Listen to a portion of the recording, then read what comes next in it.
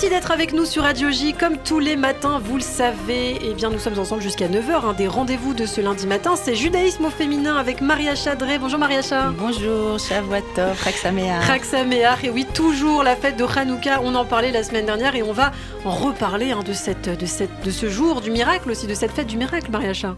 Effectivement, nous sommes encore dans le 8e jour de Hanouka puisque nous avons allumé la 8e bougie. Donc jusqu'au soir, nous sommes dans le 8e jour de Hanouka. Et je voudrais m'arrêter sur ce chiffre 8 qui est extraordinaire. Pourquoi 8 jours ? Pourquoi le chiffre 8 ? Et c'est précisément la fête du miracle, effectivement, Hanouka. Alors on avait dit que nous allumons une flamme qui représente bien sûr ce qu'il y a de plus profond en nous. Mais on allume également chaque jour une flamme en plus. Une flamme, puis 2, puis 3, etc. Et jusqu'à 8. Un petit peu pour nous dire que nos possibilités et nos ressources sont toujours de plus en plus grandes. C'est-à-dire qu'il n'y a rien qui nous limite quand nous réfléchissons à notre être au niveau de l'intériorité. Évidemment, nous sommes limités dans notre corps, dans nos capacités, etc. Mais en nous, à l'intérieur de nous, strictement rien nous limite. Et donc, on est invité à chercher cette flamme, justement, intérieure de plus en plus. Mais ça va, bien sûr, encore au-delà. En fait, la flamme de Hanouka vient et représente la permanence du fait juif. Le miracle, en fait, du fait juif, un peuple qui a été expulsé il y a déjà 2000 ans de la terre d'Israël, le temple a été détruit, et malgré tous les pogroms, malgré la dispersion aux quatre coins de la terre, eh bien, le fait juif est une réalité absolue.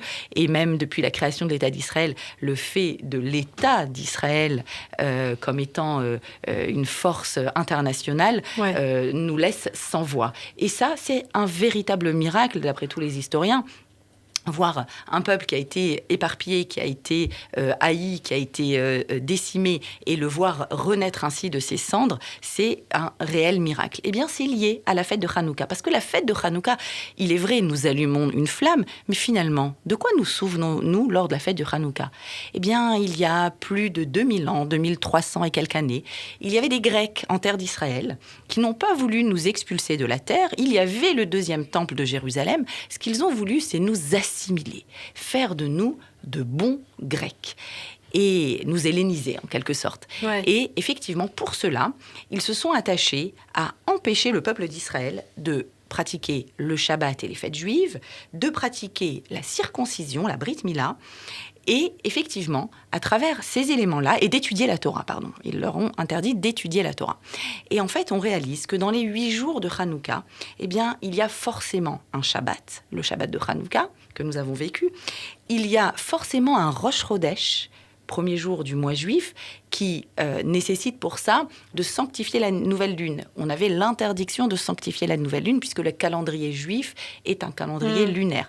Donc il y a un Shabbat, il y a un Rosh Chodesh, et puis il y a 8 jours. 8 comme le chiffre de la circoncision. C'est-à-dire que les 3 interdits des Grecs à l'époque sont présents dans la fête de Hanouka.